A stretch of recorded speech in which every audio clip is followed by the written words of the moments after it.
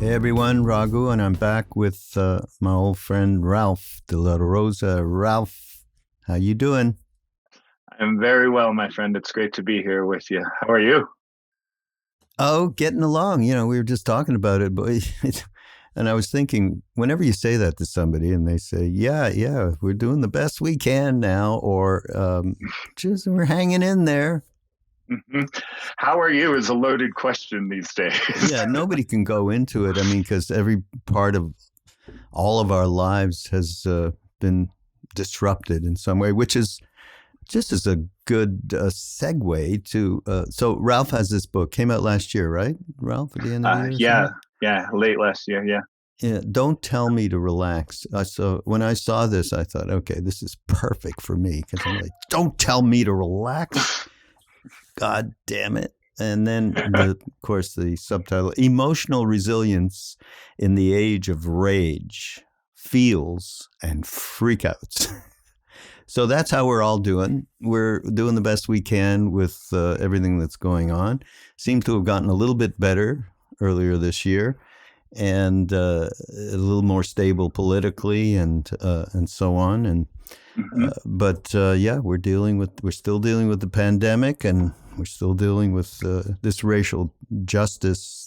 I mean, it's extraordinary, and the freakout. Talk about freakouts, where we're seeing hmm so many shootings hmm in our country on seems like almost day to day, but certainly week to week. I wouldn't be exaggerating there. So yeah, all of this is well needed. And Ralph, I love the way Ralph that you put it together and express it in ways that can communicate to anybody. You do not have to be a Buddhist or a Hindu or a nothing. You just got to be someone who goes, wow, I really would like to shift my perspective the way it is possible for us to do. And it means a lot. But meanwhile, catching up, because I know you're in Nevada now. And yeah, how is life on the western side? It's gorgeous over here. Yeah, I'm actually on the California side of Lake Tahoe currently, and I've been just working away. I decided this was my spot for the COVID year, and so I've just been here in the Tahoe National Forest, and I open up my laptop and I see my therapy clients, I see my meditation students, I get to hang out with folks like you, and then I Mm-hmm. close the laptop and I go back to the forest. And Mm, I've been doing a tremendous amount of snowboarding and different athletic training to kind of offset and to work with a lot of the stress and the emotions and what have you, and kind of keep life in a balanced place. Because yeah. it's one thing to walk through this pandemic. It's another thing to walk through this pandemic with a very fiery aspiration to be of service to others and to hold space for others and to really kind of be in the thick of things with folks. It requires a tremendous amount of counterbalancing in terms of self care and being able to regulate and what have you. So Yeah, yeah. Oh, yeah, boy, it's you're in the right spot. But we all are. I mean, you can. I mean, there's always a park nearby with a couple of trees at least. And we've been talking. I have been with different people on the podcast and just hanging out about the value of connecting in that way through nature to really yeah, counterbalance the stress that we have been under. And you picked the right spot. And yeah. I'm in the middle of a bunch of orange and avocado orchards that I walk through. Mm, That does the trick, that's for sure. And I know yeah, lots of people are doing it, and I certainly would encourage anybody listening. That is a primary way of rebuilding resources, and Ralph is going to talk about it a hmm little bit today: resilience and rebuilding resources, and so on. yeah. And for those of you who have not heard any of Ralph and I have done a couple of these things over the last few years, and Ralph's story really enables him to speak to the truth of the possibility of growing resilience and moving into a different perspective rather than, and just briefly, I mean, you go into it a little again in this book, particularly, I mean, that hit me, the high school thing. That is such a tough thing when you are not part of the gang or the clique, and your life seems to be, you're in deep questioning of the reality of your life and who you are, which is for you then, and it was me as well. I remember back then that I spent real time on it. I'm thankful to actually, music was such a huge thing for me when I was growing up as a teenager, and the kind of people I gravitated towards had something really special that allowed me to embrace that possibility of moving out of my little me land and belief in my story and all of it.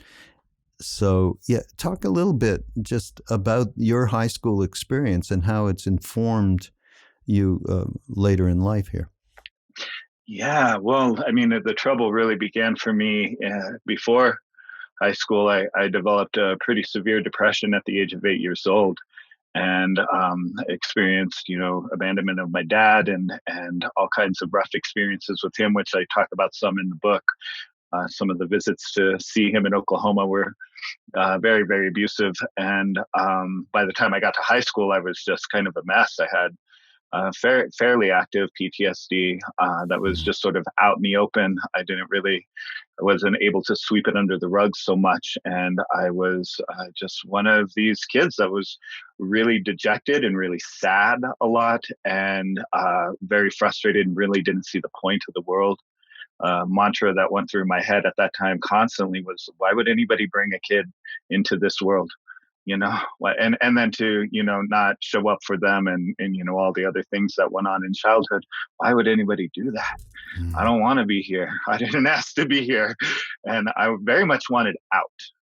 And I think that is actually the kind of birthplace of spirituality for a lot of us, right? Is like, we feel cornered, we feel trapped, we feel stuck, and we want a way out. And spirituality doesn't actually give us so much of a way out. It's kind of a trick.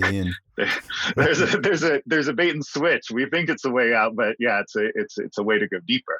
And then that going deeper ends up being a liberatory sort of thing. But yeah, bullied, attacked viciously with weapons, and I won't go too into details here, but on many occasions, to the point that I'm a high school dropout. I dropped out the moment I was legally able to on my own, and finished up my diploma in an independent study, which was basically like sixth grade level stuff.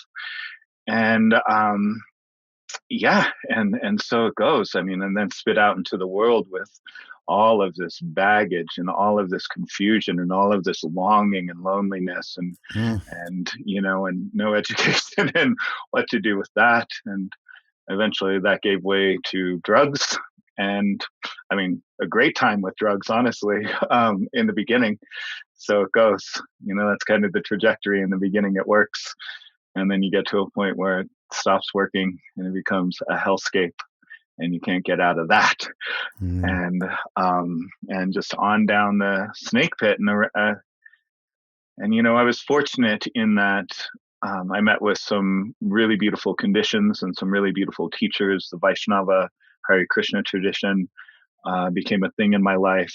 Amma and Amma's darshan, the hugging saint, if you haven't heard of her, you can look her up, became a thing in my life. And that really, even though it wasn't the trauma work that I needed so desperately and didn't know that I needed yet, it gave me a very rich and beautiful context and a sense of possibility that as I wound my way down to kind of the bottom of the pit, to the hard rock bottom, we'll say, of heroin addiction, and then discovering mindfulness and Buddhist meditation as I was beginning to clean up my act and get therapy and get medication for my depression and what have you. Having that devotional background really came into play in terms of understanding meditation and understanding what's possible for this human life, you know. And if I can just say quickly, you know, I mean, I know a lot of people are struggling right now, and we're in this kind of next chapter of the COVID thing, and we're still deep in the pit with injustices and addressing systemic oppression. But the point I want to tease out here is despite the calamity and the disaster, it's possible to awaken in these conditions. It's possible to utilize the difficulty, not try to escape it or go around it, but actually to go again deeper with it in such a way. If we can meet it in the right way and apply ourselves in the right way, it becomes possible to turn this into an opportunity to wake up and to develop the heart of compassion, really. Yeah, That's I think I the answer. mentioned it last time, Ralph. The Chinese would call this dangerous opportunity. Yeah. But I think about, I've been referring back a lot to Viktor Frankl, actually, this year. I marked out that quote in the book from him. I mean, it's just, and this, I spoke of you as someone who has been through the quote unquote wars from a young age and speaks, and you have the authority to speak from a place of where there is possibility and this is not BS. Well, Viktor Frankl, I mean, he was in the camps, and of course, I'm trying to look for this thing. I don't know if you have it, but it's something we got to. Viktor Frankl was in the concentration camp.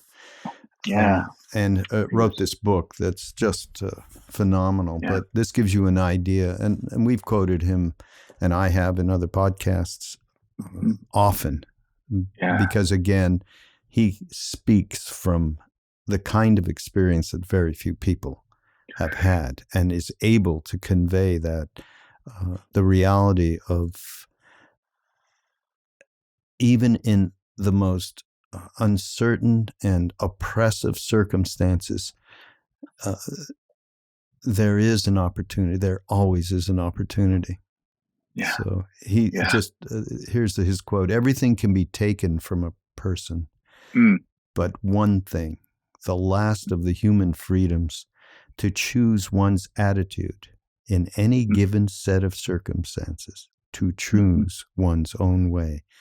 To choose one's attitude, and to me that means a perspective, and just it's amazing how small a shift it is as well, right? Yeah. I mean, he woke up to that penetrating insight after walking out of Auschwitz. And so what does that have to say, for us in our situations where it feels so fraught, it feels so complex, it feels so impossible so much at the time? How are we going to get through this? How are we going to make sense of this? Now a big thing with folks is, how are we going to walk back into life? Like, what do we do in this transitional moment where there's still so many unknowns, and there's the prevalence of newfound social anxiety for folks. I truly believe in my bones that we are going to see a wave of PTSD and trauma. Like, it's going to start catching up to us over the course of the next, year, 3-5 years. People are going to really start feeling the effects of what they've been through and have to process it. So, So, still in the age of freakouts.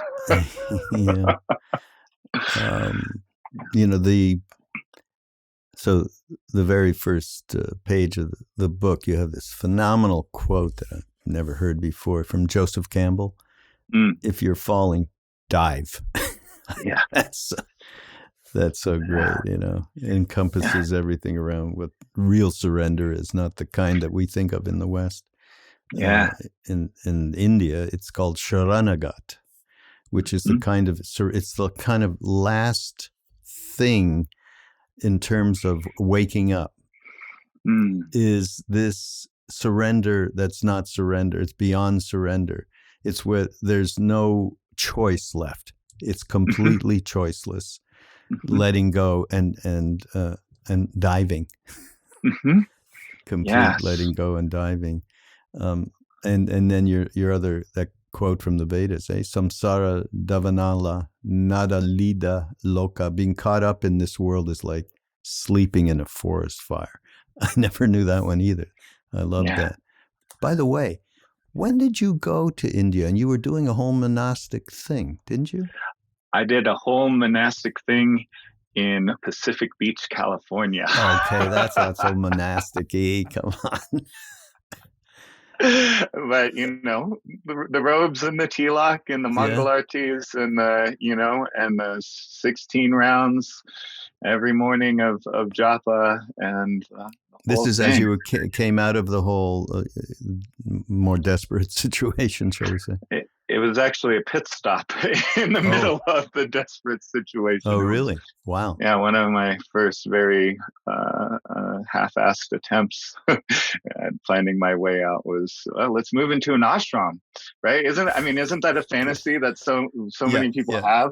I'll just move into a monastery and then everything will be fine. And then you move into the monastery and what you find out is that your trauma finds you there. Seems to, right? Anywhere you go, yeah. And then you have actually less places to hide, and there's more work to do, and more personalities around you, and and the discipline, the tapas of the whole thing, the fiery discipline of the whole thing, brings it right out. And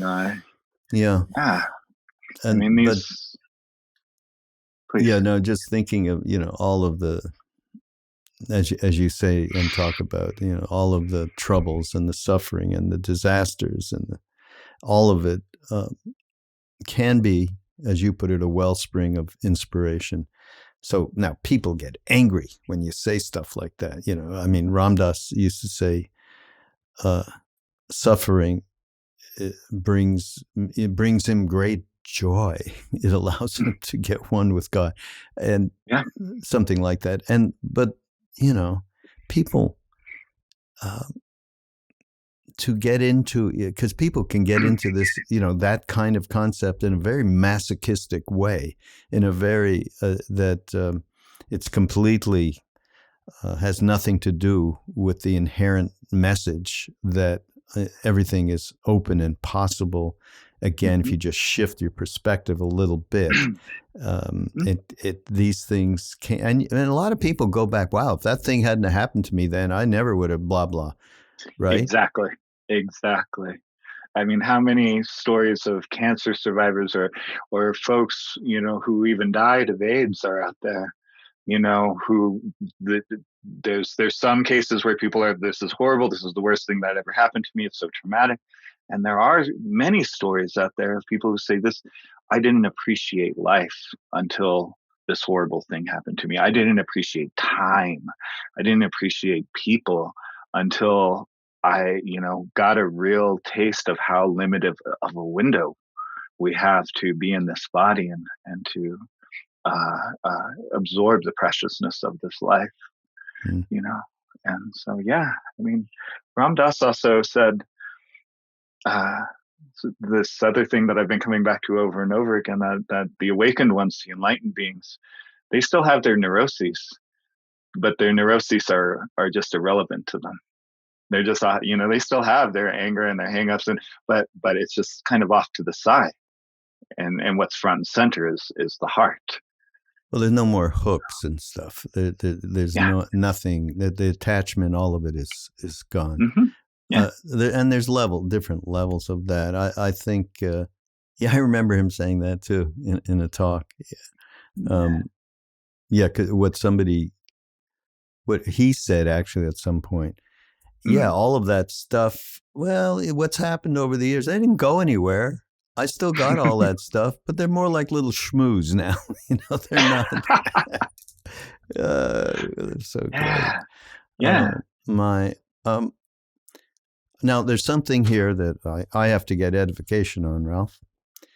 Hit me. Because this just got interesting. Kirtan. Now you talked about Kirtan, and you've had all that, some good experience with the Hare Krishna mantra. Yeah. Amma as well. And Amma, who has wonderful Kirtan. Yeah. So I guess you're speaking of a specific devotional hymn, but okay, that's bhajan, but Kirtan, repeating God's names to music and rhythm, goes on to speak of an ocean of mercy that is capable of extinguishing the heat of the suffering world, which is a core thing around Maha Mantra, Hare Krishna, Hare Ram.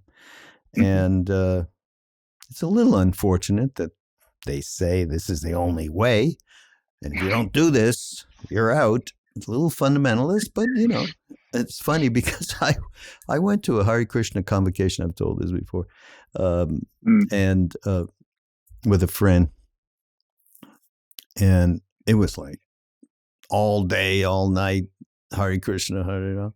A big hall with all different singers.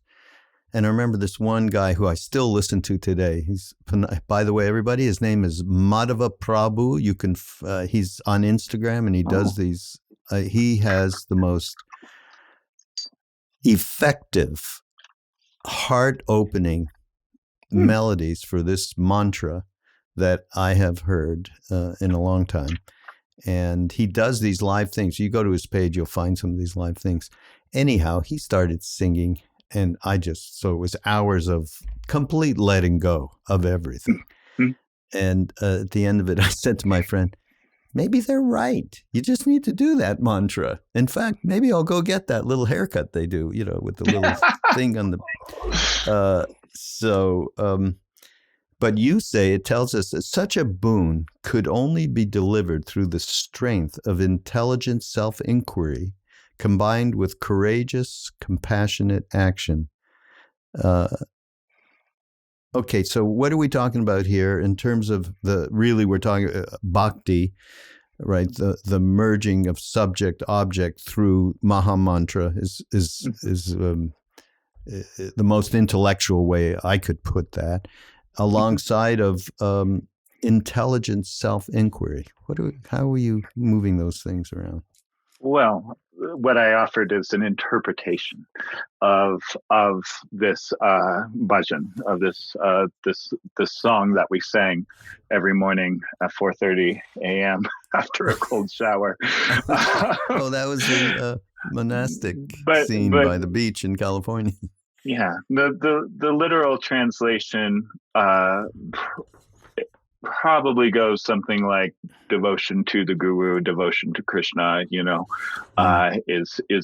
the way to reach the ocean of mercy. But if you think about what that means from a less dualistic, less a personal view of God or divinity, and you apply it to, here we are in this view, the view I hold is Krishna's in everybody. Krishna's in everything. Krishna's in every cell of my body. Krishna's in the trees outside. Krishna's in the person that I'm trying to help or serve in some way, and what is mantra if not intelligent self-inquiry? It's you're working on yourself but in a specific way. You're relating to the vibration of the mantra, and things are coming up. I mean, emotions are coming up, thoughts are coming up, your kleshas and some scars, your habits and your unwanted sufferings are all coming out. And bhakti isn't. I do think it's unfortunate that the Vaishnavas feel they have the one true way. I think they have a really beautiful way. And it's one of many ways. But it all comes down to compassion. It all comes down to love. There's a million things that will work. There's a million things that can liberate us, but they all have one thing in common, and that's compassion. That's love. And so That's the idea that I'm kind of infusing into that interpretation, is that I get it. through self-inquiry, through working with yourself, and through applying the compassionate heart in your life, your relationships, and all the situations that unfold, that opens an ocean of mercy where you become resilient. You can, as Charles Bukowski says, what matters most is how you walk through the fire. You can walk through the fire. You can absorb the insanity that's going on around us and inside of us all the time. We can do it, but we need a method. We need a path. You can't just do it bare naked, or while half asleep. Yeah, right. Either or. I feel very fortunate that whatever caught me, because there's no real idea of what that thing is, through what Ram Dass, when I first met him, and then particularly, of course, Neem Karoli Baba. But what came out over the years and it manifested itself in when Ram Dass was still alive, and he was in Maui, and we do these retreats there. Somehow, all these retreats had Buddhist participants, presenters, people like Jack Kornfield and so on. Yeah, and Sharon and Joseph and Roshi Halifax, really great teachers of that tradition, of Buddhist traditions, different ones. And they were just, Ram Dass, as far as he was concerned, he never gave it a thought. He'd have fun with them a little bit whenever they talk about soul, or, and look over at them and go, and jive them about that, or they jive him. But he never thought of it. They were old friends, friends that we collectively known for a long, long time. But then if we started to, there was some edification of what it was, and that it was about pretty much what you're spelling out here and what we're talking about right now, which is the use of a heart-opening practice, Bhakti, through music, sound, and vibration of mantra, and alongside of that, discriminating wisdom, particularly through the Buddhist tradition. And that seemed to be a combo that we were given. And that's why I say, geez, I now think about it and go, this is a wonderful combination of practices that we've been part of without realizing. Although Maharaji Neem Karoli Baba he didn't talk a lot about other gurus or teachers and anything, but when it came around to the Tibetans, he was particularly praising of them. And I remember, because people were seeing, like Kalu Rinpoche, I don't know if somebody from back then, who was an extraordinary Lama, and of course the 16th Karmapa, so that just forgetting about the specific traditions, the idea of discriminating wisdom and self-inquiry and mindfulness, you just described it all, alongside of to me, the tough thing, which is opening up into that love and compassion, because we all have a hard time with doing it for ourselves, right? And I'm sure you talk about that, because I'm sure you talk a lot about that to people. Yeah. Here's the thing, is I don't think it's hard. I don't think it's hard. It just takes some practice. It takes some help, and usually some one-on-one help. But I also work with a modality called internal family systems, which is incredibly aligned with Buddhism and Tibetan Tantric Buddhism in particular. That's a form of psychotherapy that I practice, and one of the central processes that we do, called parts work, entails finding compassion for the parts of your mind that are afflicted, such as with anger or loneliness or whatever. And there's a particular way that we engage folks to at least get curious. If you can start getting curious about, okay, this anger is coming up, it's flooding my body. That all of a sudden my mind is saying all of these things that it normally wouldn't say. Like, I want to kill that MF, or whatever. Isn't that so curious? Isn't that like a fascinating aspect of your human experience? Actually, if you take a step back from it and look at it, doesn't it become possible to say, what really is going on with all this energy that's coming up? And what we find is that, our defensive emotional parts, such as our angry parts, are always protecting a more vulnerable aspect of our psyche. And then when you tap into the vulnerable parts of your psyche, well, those are like little children, aren't they? Wanting, maybe wanting mom and dad, maybe wanting just to be held.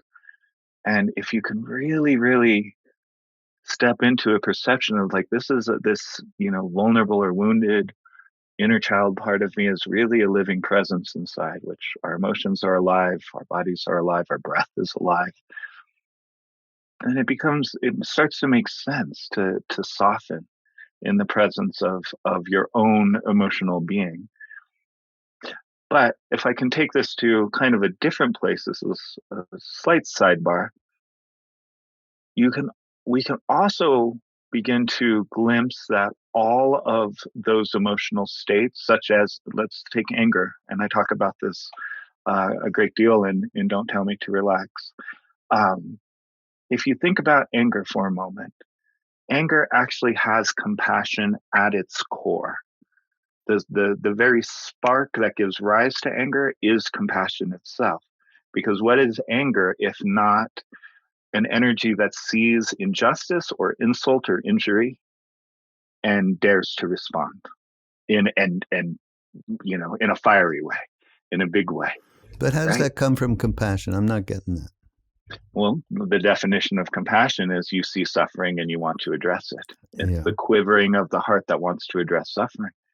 And even though I'm not saying the expression of anger, I'm saying at its very root, there's a compassionate intent there.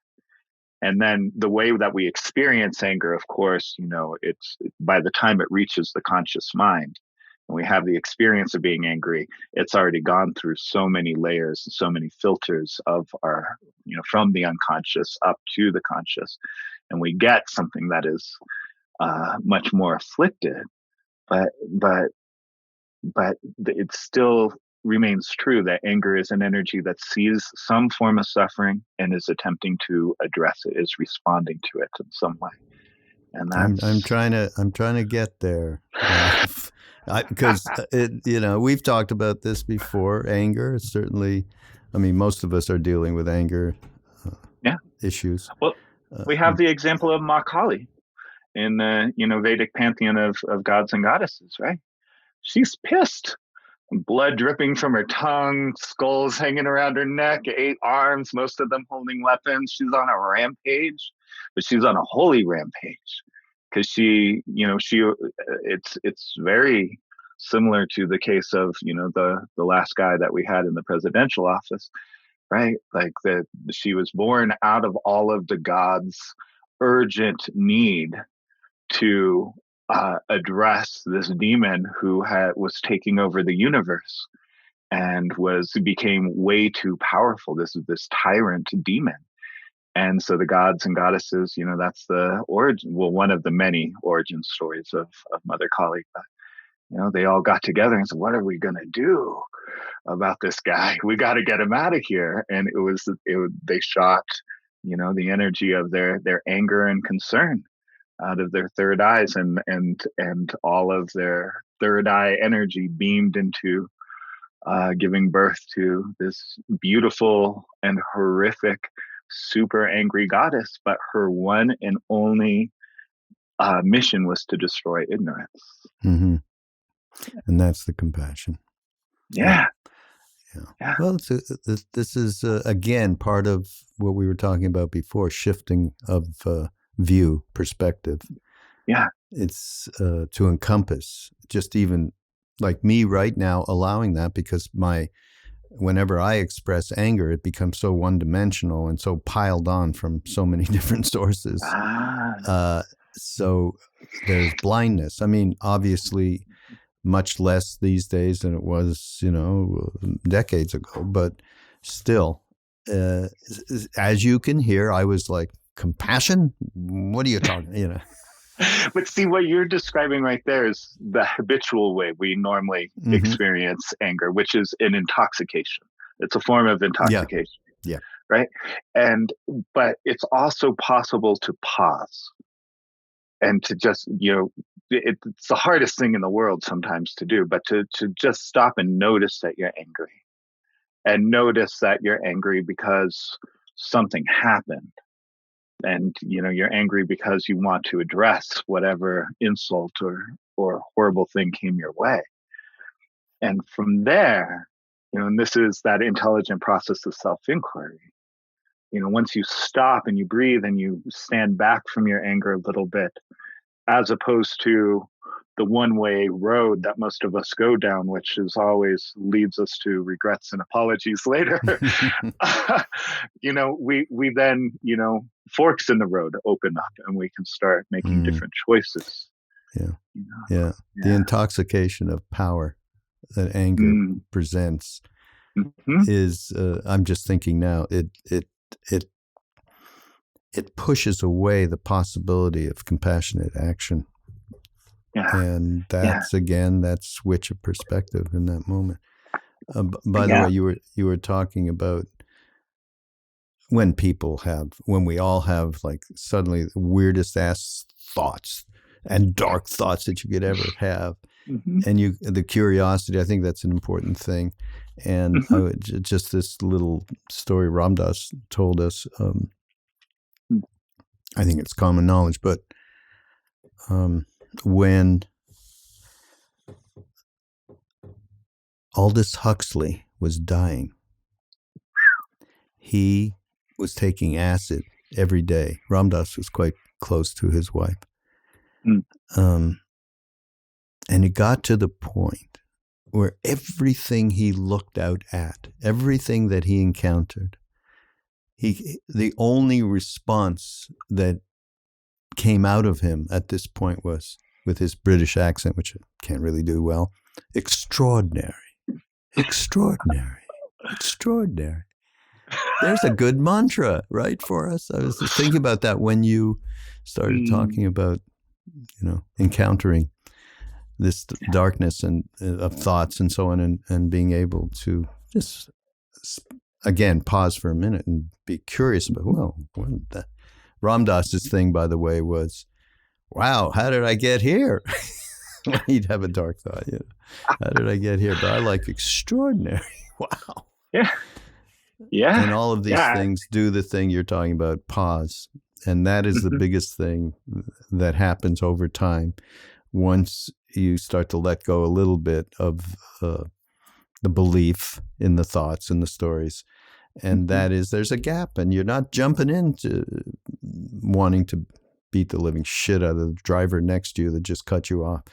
You're not jumping in feeling wronged and feeling righteous, which is one of the most difficult, probably the most difficult. I am right. You are harming me, So yeah.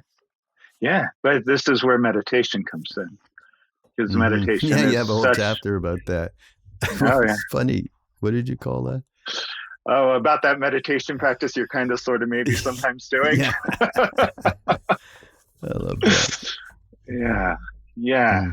But I mean, it's such an ideal training ground for how we respond, because everything that the world is throwing at us, our own minds is, will throw at us too. If we clear the space and we sit down, there's our anxiety, there's our self-hatred, there's all the things we experience in the world. And so we get to practice, though, in that controlled environment. How do I respond? How do I calibrate to the heart in the face of this?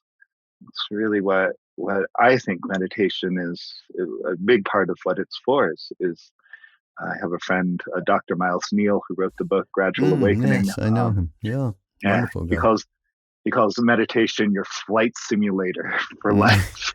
Yeah. Right, Yeah, right. yeah, that, And that meditation should be approached, in my mind, along the same lines as you approach teeth mm, brushing your teeth. You never mm, think about it. You get mm, up in the morning, aside from going to the bathroom, the first thing you do is brush your teeth, most people. yeah, You, and there's not a thought, geez, I got to go brush my teeth. So meditation, once you give up thinking about it, you just sit there. It doesn't matter what happens. The fact that you're sitting there is enough. It's mm. enough. It's true. Yeah, The habit itself yeah, of sitting down yeah, with yourself makes so much more possible, no matter what's going down. Yeah, exactly. yeah. So emotional resilience, which we've been talking about, and certainly talking about anger and so on, Mhm. and you do talk about basically again, it's being in a view, consumed by them and pushing them away, or indulging them, or repressing, which is what most of us do on a day to day, Mhm. and talk about the idea that we treat them as you put it, one-dimensional objects, as if they're not living, embodied forces inside of us that have inherent value and intelligence. Talk about that. I think that's Mm. important. Yeah. Well, subconsciously, we tend to objectify everything. Everything. We've made an object out of the earth, and our Mm, behavior towards the yeah, planet is evidence of that. We've made an object, we make objects out of each other all the time, which allows us to enact aggression, enact, all kinds of atrocities, in war, they reduce the enemy to, the level of an animal to objectify them, to make it psychologically possible to kill, maim, destroy. Um, and we do that internally. We treat the body as a machine, which the body is, 13.5 trillion cells.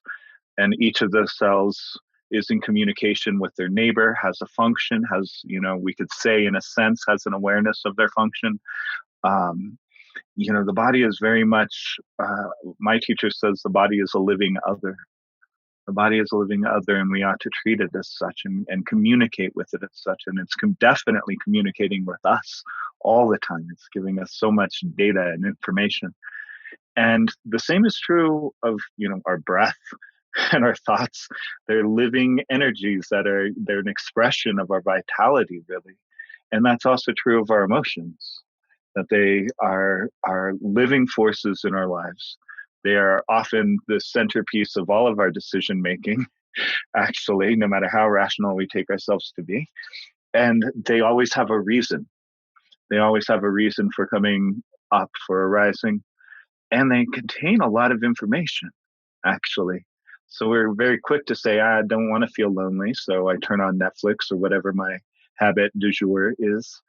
But actually, that loneliness is coming from somewhere. It's coming from perhaps an experience in childhood, perhaps an experience in the present moment, perhaps both combined, usually both combined. Um, and it's nagging at you, it's eating at you, really, because that's a part of you that wants your attention. That's why our emotions are intense, is they want our attention. And when we, instead of turning on the Netflix or whatever, when we stop and we turn and say, okay, what is it that you want me to know? You know, our lonely parts or our sad parts or things start happening inside of us. We can absolutely communicate within our own psyche. It's not an inner monologue, it's an inner dialogue at all times, usually more like a rioting crowd. But judge and but jury. but in this way, our emotions are trying to get our attention. There's a story that perhaps needs to be told. There's insight that we can begin to unpack when we turn within. when we stop objectifying our emotions and we start treating them as living presences in our lives. And the big thing is that when you do that, it opens the doorway to, in all eventuality, resolving the very source of, why does loneliness keep coming? Why does anxiety keep coming around? No matter what I do, I find that, I'm always in the situation that pisses me off in the same way again, or every lover I take reminds me of the last one, no matter how hard I try to pick a different one, or whatever, where we are on these treadmills of experiences, and we take it as, this means life sucks, or this means, this always happens to me because I was born to lose, or but it's actually that these situations are eating at us because they want our attention. And when we stop and give our attention, it's healing becomes possible, moving forward becomes possible, understanding, going back to the very source. For me, the source of my persistent loneliness is abandonment that I experienced in childhood. That through the processes like what I'm talking about here, I've been able to go back and hold space for those inner child parts that I found inside that were stuck, waiting for mom to come home, waiting for dad to finally be kind to me for the first time, waiting for an apology of some sort. And I've been able to say to those child parts of me, I got you now. Mom and dad are gone. We're grown now. And I'm going to hold you, and I'm going to love you, and I'm going to just stay here with this loneliness you feel until it's all gone, until every last drop of it is gone. And this funny thing happens when you do that. If you stay long enough, the loneliness runs out. That part of you has a chance to what we call unburden, unburden themselves of whatever the affliction is. And that's the beginning of that, the compassion and love for oneself before you can even think of sharing that. I think that's the beginning of enlightenment, to be honest with you. I think enlightenment's a reductive process. It's a lightening of our load, and it's the enlightened state is what we're left with when there's no more affliction and running around in ignorance and confusion in the inner system. But maybe you want to debate me on that point. I think some would. No. I mean, and it's part of my own little philosophical bent, which is enlightenment. You would know enlightenment if you saw it. None of us would. Are you out of your mind? How about being kind and loving and compassionate to others? Let's get there. And that's what you just described is a way to open to that by virtue of starting with oneself. So I totally am in agreement there. Thank you for that. Yeah. They say if someone were enlightened, they'd be too busy helping others to notice.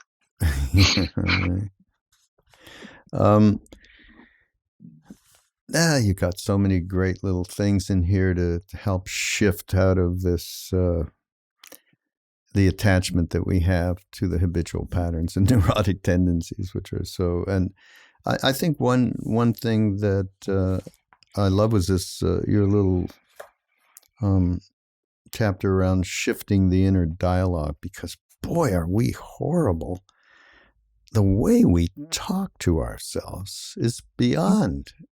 People won't even share that, even with their closest people, about how one talks to oneself. It's extraordinary, and it's demeaning. It's so full of judgment, and I mean, it's extraordinary. And of course, mindfulness and a little meditation. By the way, meditation doesn't have to be, if you just sit there, yes, you can do wonderful. There's a gazillion different kinds of meditation. And the one that I have loved over the years and learned back in the day is insight meditation. I think that's a very, so anybody looking for that, I'm sure the people who are doing the show notes will give you a link over to Sharon and Joseph and Jack and the teachings that they have brought back. Solid method. Yep. but it can be chanting, it can be body movement, it can be just walking around, following, meet Ralph out in the woods there where he is in Tao. It does not matter. That's the point. It does not matter. So, but shifting that inner dialogue. Yeah, talk about that a little bit. Oh, well, I feel like we've really been, right?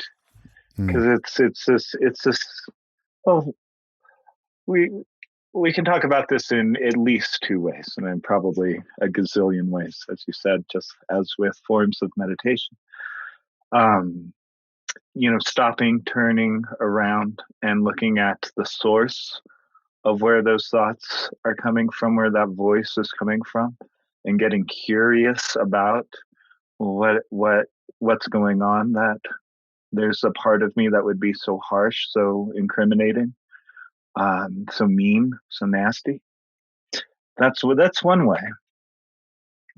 But one of the things I love about mindfulness practice is it kind of happens implicitly as you continue with it, where the common experience is you're there at the tip of your nose, you're paying attention to the breath. My mind comes in, thought comes in, and it's a real juicy one. It's all the things I got to take care of when I get up from the cushion, and we go headlong into that thought stream. And then somehow, some way, we remember, oh wait, shit, I'm meditating, and we come back to the breath. Well, where did that whole world of thought go? It just felt so real. It just felt so important. And then it vanishes in a second. And this shows us something about the nature of mind and thoughts and this inner dialogue, that it's not real. It's fluff. Whereas the Tibetans say, more like wind, less like rock. And so I've been actually talking to folks about treating their thoughts like, when you are walking down the street and you see, maybe it's a busy street, but you see somebody walking towards you, and you want to get their attention, but there's like three groups of people between you, and you just kind of look past those whoever's between you to grab the eye contact of your friend, and you project your voice past those folks, and say hello. Right. Just like that. If you treat your thoughts like they're the three people between you and your friend, that you just simply look past. You don't have to take everything that flows through your mind seriously. It's not as substantial as it seems in the moment. Yep. They're just thoughts. They're not anything. They're a passing show. We had, when we were in India back in that day, they had cigarettes called Passing Show. So we used to buy them, cut off the front of them, and put it on our altars. Passing Show. Isn't that great? Only in India. Well, I mean, it's like women with postpartum depression or even postpartum psychosis, which, by the way, is far more prevalent than we think that it is. It is very, very common for women who have just had a baby to, say, walk by their microwave and have the passing show of, I'm going to put this thing in the microwave and turn it on. That's actually real. The 1 in 4 women will have that sort of experience in the postnatal moments. And the difference between somebody who goes into depression with that, and or maybe even a psychosis with that, and somebody who just is able to carry on and get through that, is how seriously you take those thoughts.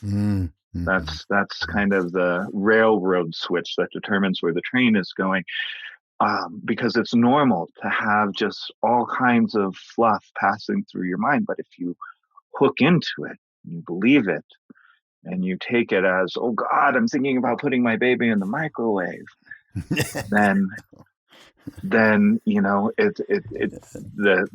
outcome is so different. And this isn't to blame any given woman in this circumstance is very, very difficult. But 1 in 4 women suffer from postpartum depression, and 1 in 10 of those will develop postpartum psychosis.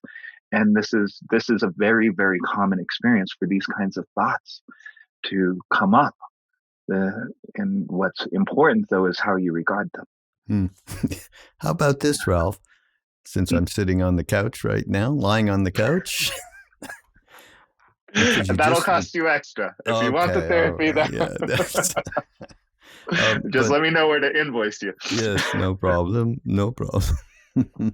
But as you said that, the whole thing, that thought of the baby and mom and what she's going through.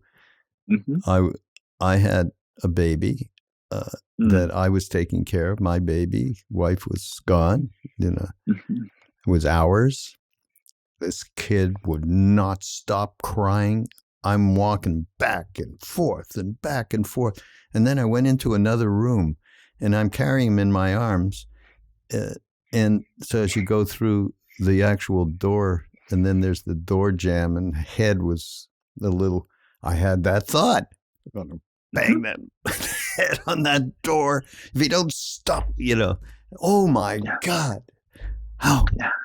Yeah. Holy shit. I mean, the way in which I believed I'm bad. Oh my God, I am the worst human being that ever lived on, going through all of that stuff that we all go through.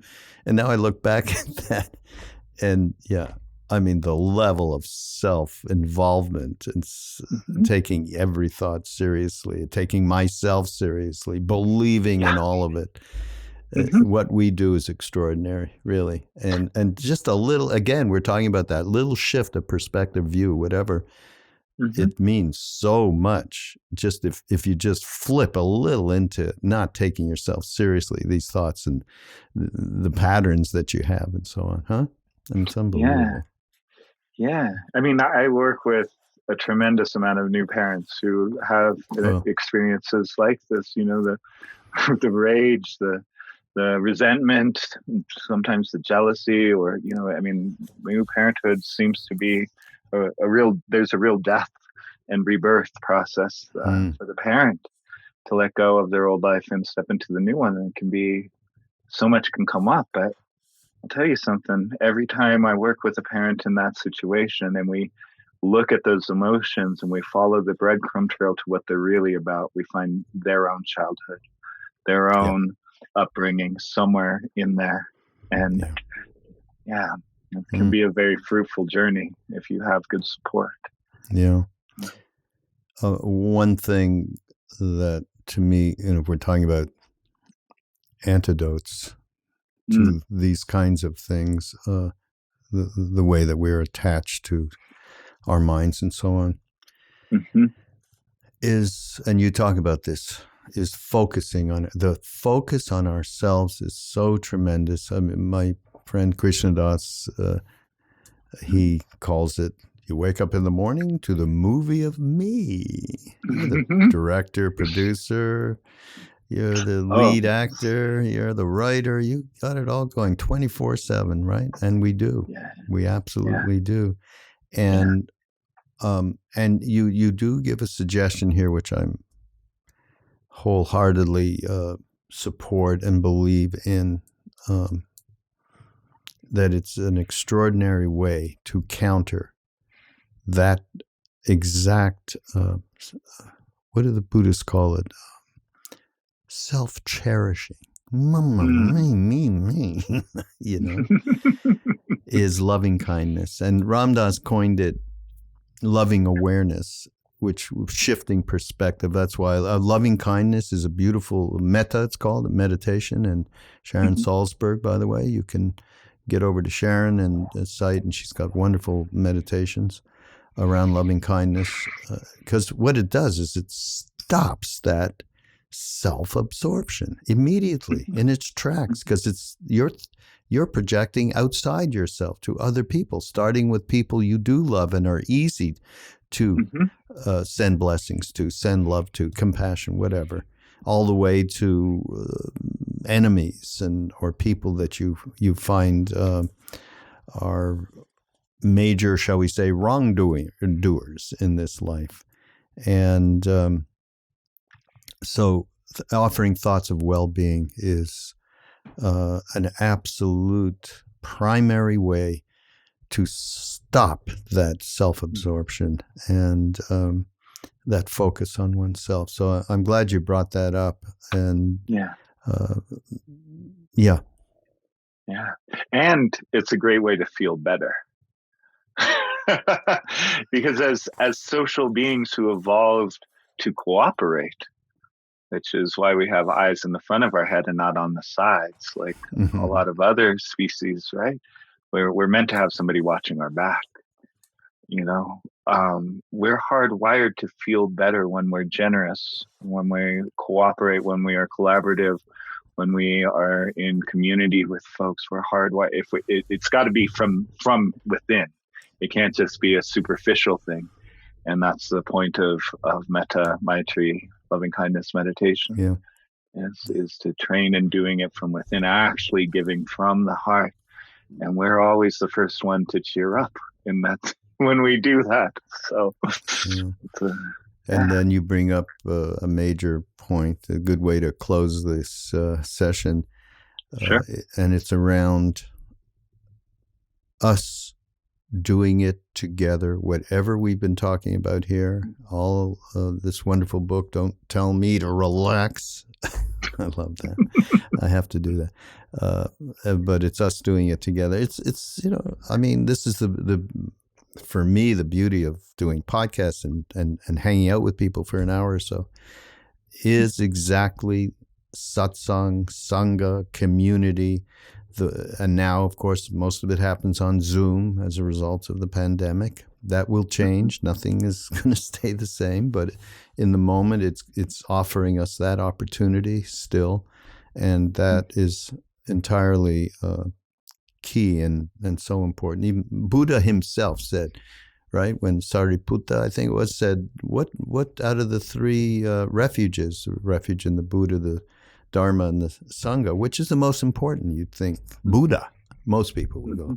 And Buddha himself said, no, Sangha, community. And that's just a huge,